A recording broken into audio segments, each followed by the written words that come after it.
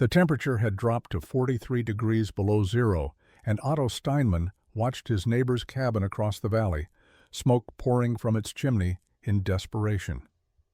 Inside Otto's stone-lined shelter, buried beneath 3 feet of earth, his children slept under a single blanket, while a small fire glowed in the corner, the walls radiating warmth into air that held steady at 58 degrees. Before we continue, drop a comment letting us know where you're watching from, and if stories of forgotten frontier ingenuity fascinate you, hit that subscribe button, because tomorrow's tale might just change how you think about survival. The year was 1855. The Wyoming Territory stretched wild and unforgiving across landscapes that killed careless men with methodical efficiency. Otto Steinman had survived 4 winters in these mountains, trapping and hunting with his partner, Friedrich Bauer, a German immigrant who had come west 3 years before Otto arrived. They had built a cabin together that autumn, a solid structure of notched pine logs with a stone fireplace and a thick plank door. It had taken them 6 days to complete, and they were proud of the work. The cabin sat in a narrow valley where 2 creeks converged, sheltered from the worst winds by steep ridges on 3 sides. It seemed like a good location. It seemed safe. The cold arrived in late December without warning. One morning, the temperature was 20 degrees below zero, which was normal for that time of year. By evening, it had dropped to 35 below. By midnight, it reached 40 below. By dawn of the second day, it was 43 degrees below zero, colder than either man had ever experienced. They kept the fire burning constantly. They fed it every piece of wood they had cut and stacked inside the cabin. They burned their spare furniture. They burned tools they could afford to lose. The fireplace roared with heat, flames climbing the chimney, sparks shooting into the black sky outside, but the cabin stayed cold.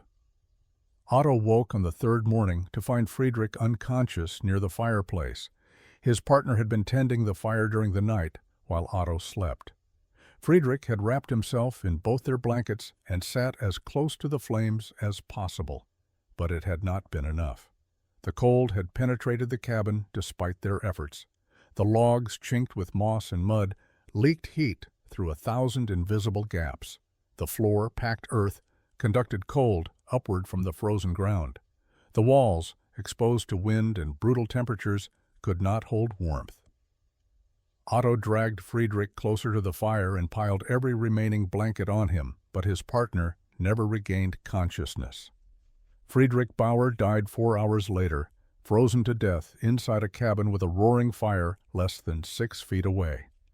Otto buried Friedrich when the cold finally broke 5 days later.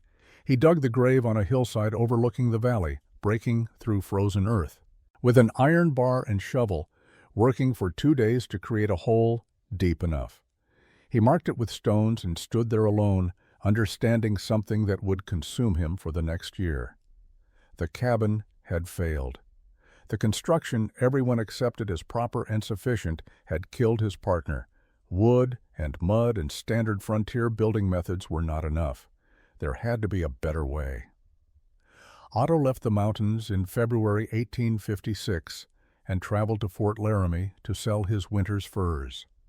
The journey took 9 days through snow and bitter wind. He spent 2 weeks at the fort selling pelts, buying supplies, and doing something other trappers found peculiar. He spent hours examining the fort's stone buildings, studying how the masons had laid stones, how they fitted corners, how they built foundations that would not shift or settle. The soldiers thought he was strange, this German trapper, walking around the fortifications, touching walls, and asking questions about construction techniques. But Otto was learning. He returned to the valley in early March with specific plans forming in his mind. The cabin where Friedrich had died stood empty. Otto could not bring himself to sleep there. Instead, he built a crude lean-to shelter against a south-facing rock outcrop and began thinking through a problem that most men would have simply accepted. How do you build shelter that will not fail when the temperature drops to 40 below?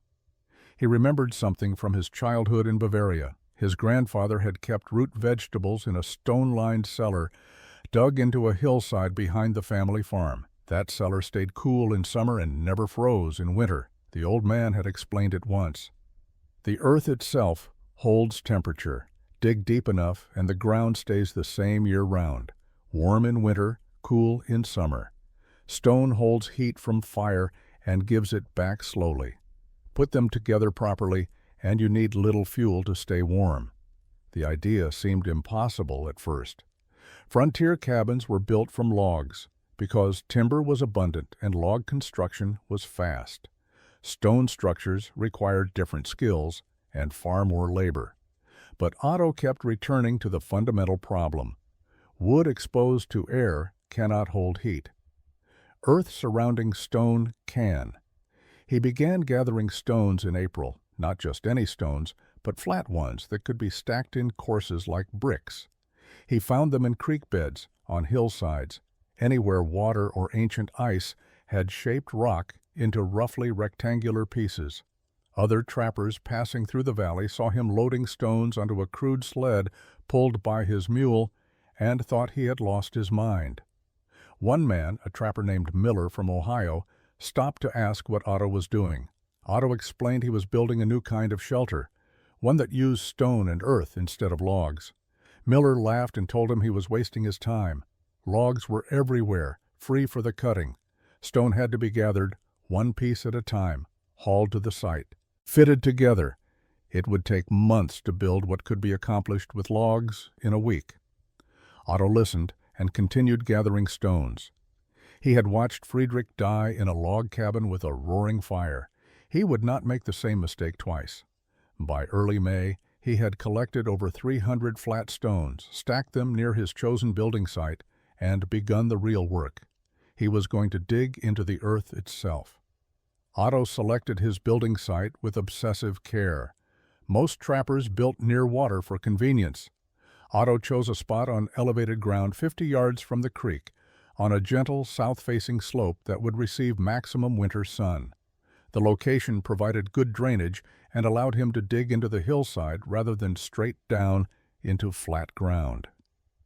He marked out a rectangle 12 feet wide and 16 feet long, larger than most mountain cabins, and began excavating in mid-May 1856. The digging consumed 6 weeks of brutal labor. Otto worked alone with a shovel, pickaxe, and iron pry bar. The first 2 feet of soil came out relatively easily, dark earth mixed with roots and rocks. Below that, he hit harder packed clay that required the pickaxe to break apart. He dug deeper, removing earth one shovelful at a time, piling it carefully nearby because he would need it later. At 4 feet down, the earth temperature changed noticeably. Even on warm spring days, the exposed soil felt cool to the touch. At 6 feet down, the temperature stabilized. Otto could feel it. The earth at that depth maintained a constant coolness, regardless of the air temperature above. That was what he needed. He dug the floor level at 6 feet below the original ground surface on the downhill side, which meant the uphill side was only 4 feet deep since he was working into a slope. This created a natural entrance point where the structure would emerge from the hillside. The excavation itself became the foundation. Otto shaped the floor carefully, sloping it slightly toward the entrance for drainage. He dug a narrow trench around the perimeter, 6 inches deep, where the stone walls would sit. Then he lined the floor with flat stones, fitting them together like a puzzle, creating a surface that would not turn to mud and would help maintain the stable temperature he was building the structure to achieve. Settlers passing through the valley that spring spread word about Steinman's project. They called it Erickson's grave, a joke that made the rounds in Fort Laramie and at the few scattered homesteads within 100 miles. The German trapper was digging a hole in the ground, they said, wasting the entire building season on what looked like a root cellar or a tomb. Some thought he had gone mad with grief over his partner's death. Others assumed he was building elaborate cold storage for furs or meat. No one believed he intended to live in it. Why would anyone choose to live underground when timber was abundant and log cabin construction was proven and reliable? Otto ignored the mockery. He had learned something watching Friedrich die that the mockers did not understand. Reliable construction had failed. Proven methods had killed his partner.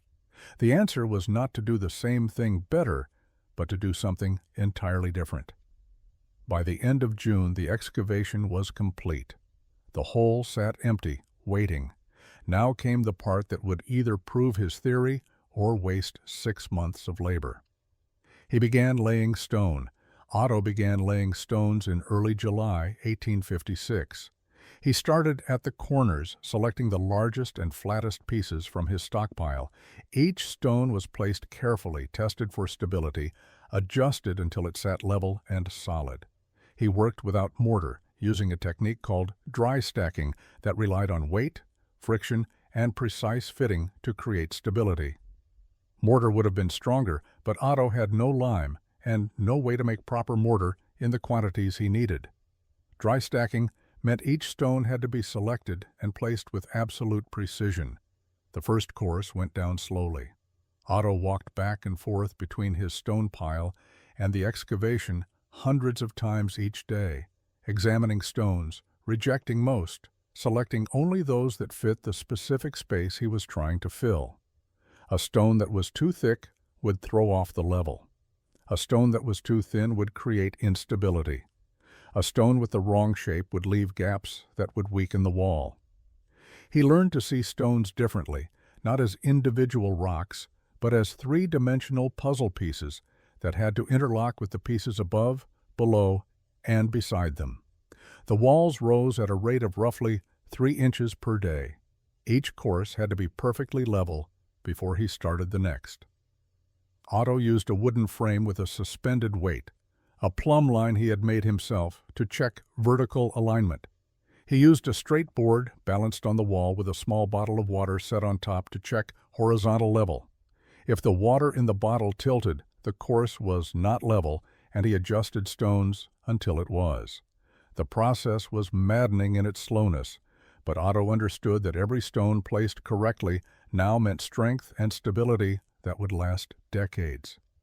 By late July, the walls had risen 2 feet above the floor.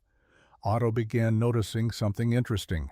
On hot summer days, the air inside the excavation stayed noticeably cooler than the air outside. The earth surrounding the pit was acting as insulation, moderating the temperature. At night, when the air outside cooled rapidly, the air inside the pit stayed warmer. The stone walls absorbed heat during the day and released it at night. The effect was subtle but measurable. Otto realized he was not just building walls, he was creating a thermal battery surrounded by insulation. The stone walls eventually reached 4 feet high on all sides. At that point, they emerged just above ground level on the downhill side where the entrance would be. Otto left a gap in the wall 4 feet wide for the doorway. The walls continued upward on either side of the entrance, curving slightly inward as they rose, creating the beginning of a dome shape. By mid-August, the walls stood 6 feet tall at their highest point. They had consumed over 200 stones and represented 7 weeks of continuous labor. Otto stepped back and examined his work. The structure looked strange, like a stone collar emerging from the earth, but the walls were solid, stable, and exactly what he needed. Now came the roof. The roof presented Otto's greatest engineering challenge. Stone walls could support tremendous weight if that weight was distributed evenly, but creating a roof structure that would spread the load properly required careful planning. Otto began by cutting and hauling lodgepole pines from a grove 2 miles up the valley. He selected trees that were straight, roughly 8 inches in diameter, and long enough to span the width of his structure with several feet of overhang on each side. He cut 12 of these poles, stripped them of bark, and let them dry for 2 weeks. In early September, he began roof construction. He laid the poles across the stone walls, spacing them roughly 18 inches apart. The poles rested directly on the top course of stones, and Otto notched shallow depressions in the stone so the poles would sit securely and not roll. The poles extended 2 feet beyond the walls on all sides, creating an overhang that would help shed water away from the structure. Over these primary poles he laid smaller branches, woven together to create a lattice. The lattice did not need to support weight by itself, it only needed to hold the layers that would come next. Over the lattice, Otto laid sheets of bark he had harvested from cottonwood trees along the creek. The bark pieces overlapped like shingles, creating the first waterproof layer. Over the bark he spread a layer of dried grass and pine needles, creating a mat roughly 4 inches thick. Then came the critical layer. Otto began hauling earth, the same earth he had excavated months earlier, and spreading it over the entire roof structure. He worked systematically, adding soil in thin layers, tamping each layer down before adding the next. The earth layer grew slowly, 6 inches, then 12 inches, then 18 inches. By late September, the earth covering was 2 feet thick across the entire roof and dome structure. The weight was enormous, thousands of pounds pressing down on the stone walls and roof poles, but everything held. The stones distributed the weight evenly. The poles, laid close together, shared the load. Otto added a final layer, cutting thick sections of prairie sod and laying them grass-side up over the entire structure. The sod would root and grow, creating a living roof that would prevent erosion and add additional insulation. The door required 3 weeks to build. Otto used thick planks he had laboriously sawn by hand from a large pine. Each plank was 3 inches thick, fitted together with tongue and groove joints. He reinforced the door with diagonal braces in a Z pattern and hung it on iron hinges he had purchased at Fort Laramie the previous winter. The hinges were massive, each weighing 12 pounds, and they were mounted using iron pins driven through both the door frame and the adjacent stone wall. The door was so heavy it took all of Otto's strength to swing it open, but once closed it sealed the entrance completely. He built a wooden frame for ventilation near the roof peak, a small opening 8 inches square that could be covered from inside with a wooden shutter. The ventilation hole would allow smoke to escape and fresh air to enter while being too small for weather or animals to penetrate. By mid-October 1856, the structure was complete. Otto moved his supplies inside, built a small stone hearth in one corner, and lit his first fire. The stones warmed slowly, and the warmth stayed. Otto spent the first night in his stone shelter on October 18, 1856. He had built a sleeping platform from planks, raised 2 feet off the stone floor to avoid cold rising from the ground. His possessions fit easily in the space. Traps and tools hung on wooden pegs driven into gaps between stones. Food supplies sat on shelves he had built into alcoves he had left in the stone walls during construction. The interior measured 12 feet by 16 feet with a ceiling height of 7 feet at the center, sloping down to 5 feet at the walls where they met the roof structure. The space felt larger than it was because the stone walls reflected the light from his fire and oil lamp. He lit a small fire in the stone hearth that first evening, using maybe a third of the wood he would have burned in his old log cabin. Within an hour he noticed the difference. The stones near the fire warmed to the touch. That warmth spread slowly through the wall, radiating outward and into the room. The air temperature rose steadily, and more importantly, it stayed warm. There were no drafts. No cold air leaked through gaps in the walls.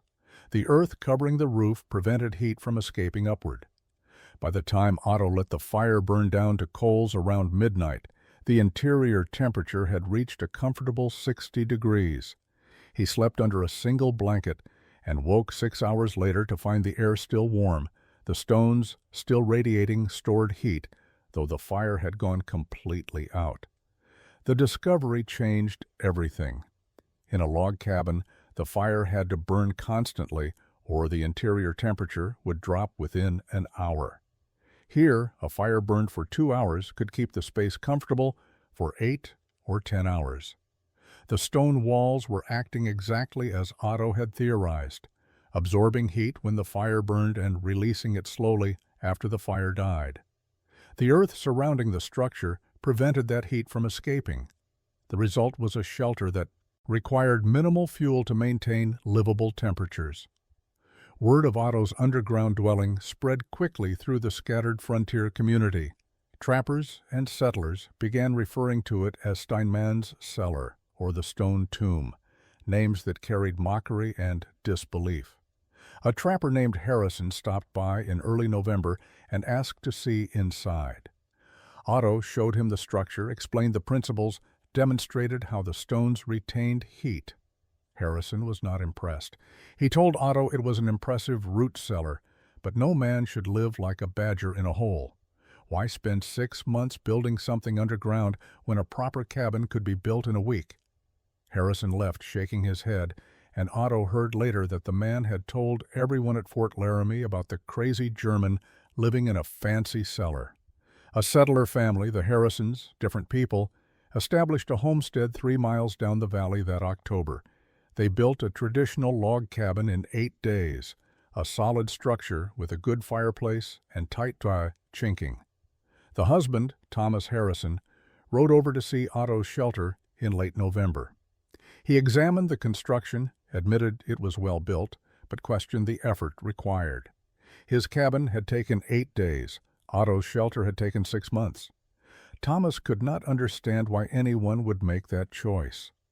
Otto tried to explain about thermal mass and insulation, but Thomas just smiled politely and rode home to his log cabin. Winter was coming. Soon everyone would understand. The winter of 1856 began normally. Snow fell in early November, temperatures dropped to the teens and 20s, nothing unusual for the Wyoming Territory. Otto burned small fires in his stone shelter twice a day, morning and evening, each lasting no more than 2 hours. The stones absorbed the heat and radiated it back for hours afterward. He used perhaps a third of the firewood he had burned in previous winters, and the interior stayed consistently between 55 and 60 degrees. He was comfortable, warm enough to work inside without heavy clothing, warm enough to sleep under light blankets. December brought colder temperatures. 20 below became normal. The Harrison family, 3 miles down valley, burned through their woodpile faster than expected. Thomas Harrison mentioned this to Otto during a brief visit in mid-December, said he was cutting more wood every few days to keep up with demand. His cabin stayed warm enough, but it required constant fire. Otto nodded and said nothing. He knew what was coming, could feel it in the way the wind shifted, in the particular quality of the cold that signaled something worse approaching. The extreme freeze arrived on December 23rd. The temperature dropped overnight from 15 below to 30 below. By the next morning it had reached 38 below zero. By Christmas Day it was 42 below. The cold settled over the valley like a physical weight, brutal and unrelenting. Otto woke Christmas morning in his stone shelter, lit his usual small fire, and felt the familiar warmth build as the stones heated. Outside, the world had become lethal. He ventured out briefly that afternoon to check his snares. The cold was unlike anything he had experienced since the winter Friedrich died. It burned exposed skin within seconds. Breath froze in the air. Trees cracked with sounds like rifle shots as sap froze and expanded. Otto checked his snares quickly and returned to his shelter. Inside, the temperature held at 58 degrees. He had burned one small fire that morning, and the heat was still radiating from the stone walls 8 hours later. He added a few more pieces of wood to the coals, not because he needed the heat, but because he wanted to keep the stones fully charged. The fire burned for an hour, then he let it die. That night Otto stood outside his shelter briefly, looking across the valley toward where he knew the Harrison cabin sat. He could not see it in the darkness, but he could see smoke, a thick column rising gray against the black sky. They were burning everything they had. The smoke told a story Otto understood too well. A desperate fire, constantly fed, trying to keep a log cabin warm when the temperature was 40 degrees below zero. He had seen this before. He had lived this before. He went back inside his stone shelter, closed the heavy door, and lay down on his sleeping platform. The stones radiated warmth around him. He fell asleep comfortable and safe, and outside the temperature dropped to 43 below. The pounding on Otto's door came at 2 in the morning on the fourth night of the freeze. He woke instantly, confused because visitors in the middle of winter were rare. Visitors in the middle of the night during a killing freeze were unthinkable. He opened the heavy door and found Thomas Harrison standing in the darkness, 3 children wrapped in blankets behind him, his wife Sarah clutching an infant. Their faces were gray with cold. Thomas could barely speak, his words coming in gasps that created clouds of frozen breath. Their cabin had failed. They had burned everything, furniture, tools, spare lumber. The fire had roared all night, but the cold had won. The children were showing signs of frostbite. Sarah had stopped shivering, which Thomas knew meant she was entering the dangerous stage of hypothermia. They had nowhere else to go. Otto pulled them inside and closed the door. The contrast was immediate and dramatic. Outside, 43 below. Inside, 58 degrees and completely still air. No drafts, no cold spots, just steady warmth radiating from stone walls that glowed faintly in the light from Otto's oil lamp. Sarah Harrison sank to the floor near the stone hearth, pulling her children close. Thomas stood in the center of the space, staring at the walls, at the earth ceiling, at the small bed of coals in the hearth that was barely burning, yet the room was warm. He could not reconcile what he was experiencing with what he thought he knew about shelter and survival. Otto added wood to the coals, not much, just enough to build the fire back up. He gave Sarah hot water he had kept warm near the hearth and helped her remove the children's frozen outer clothing. The 3 children, 2 boys and a girl, ranging from 4 to 9 years old, gradually stopped shaking. Color returned to their faces. The infant, wrapped against Sarah's chest, never woke. Within 30 minutes, the Harrison family had transformed from people on the edge of death to people who were simply tired and cold. The stone shelter had absorbed them into its steady warmth. Thomas Harrison spent that night watching the fire burn down to nothing, then watching the temperature inside the shelter remain unchanged. He pressed his hand against the stone walls and felt heat radiating from rock that was 3 feet from the nearest flame. He had built what everyone considered a proper cabin, had done everything right by conventional standards, and it had nearly killed his family. Otto had built what everyone mocked as a cellar, had spent 6 months doing what should have taken a week, and his structure had saved 5 lives without effort. The physics were undeniable. Stone and earth worked. Logs and air did not. The Harrison family stayed for 3 days while the freeze continued. Otto's small fires, burned twice a day for an hour each time, kept everyone comfortable. When the temperature finally rose above zero and the Harrisons returned to their cabin, Thomas asked Otto to teach him exactly how the stone shelter was built. The mockery was over. The validation was complete. Spring came late to the Wyoming Territory in 1857. Snow remained on the ground until mid-April, and the creeks did not fully thaw until early May. The extreme freeze of December had killed 3 trappers and 2 settler families in the region. Those who survived came out of winter changed, more cautious, more aware of how close they had lived to the edge of death. Word spread about the Harrison family's survival, about Otto Steinman's stone shelter that had saved 5 lives during the worst cold in frontier memory. By the time the snow melted, Otto had visitors. They came alone or in small groups, trappers and settlers who wanted to see the structure, to understand how it worked. Otto showed them freely. He explained the excavation depth, the importance of reaching earth that maintained constant temperature. He demonstrated how the stone walls absorbed and radiated heat, how a small fire could warm hundreds of pounds of rock that would release that heat over many hours. He showed them the thick earth covering that acted as insulation, preventing warmth from escaping. He explained that the principle was simple. Stone holds heat, earth holds temperature. Combine them properly, and you need very little fuel to stay warm.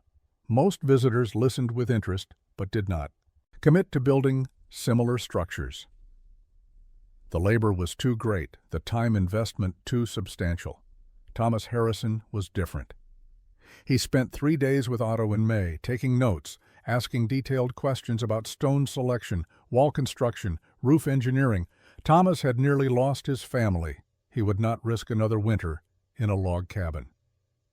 He returned to his homestead and began gathering stones. By June, he had started excavating. By August, he had stone walls rising from a pit 6 feet deep. By October, he had completed a shelter nearly identical to Otto's, built into a hillside half a mile from his original cabin. His family moved in before the first snow, and Thomas told everyone who asked that he would never sleep in an above-ground cabin again.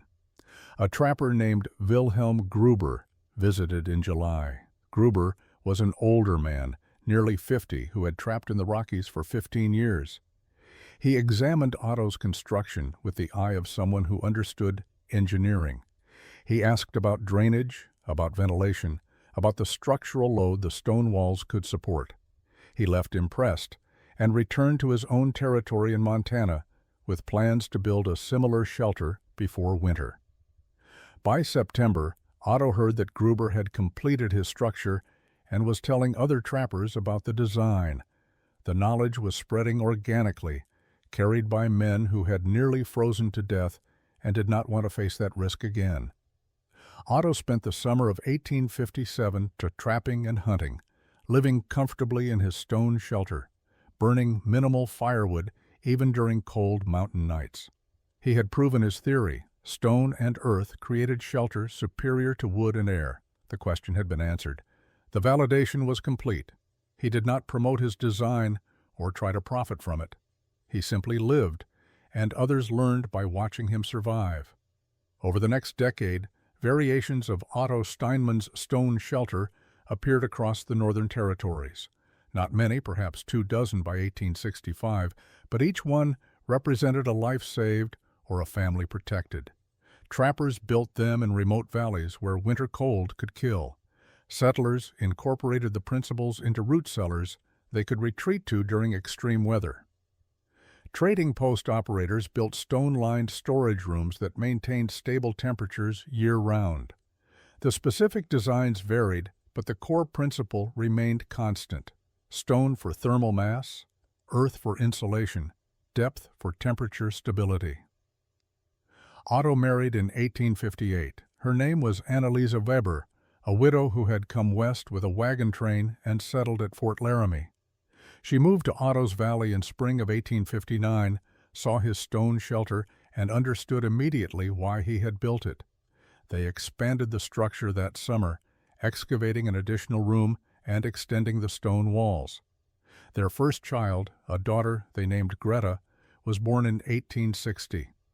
2 more children followed: Hans in 1862 and Liesel in 1864. The stone shelter that Otto had built for survival became a family home. The fur trade had collapsed by the mid-1860s.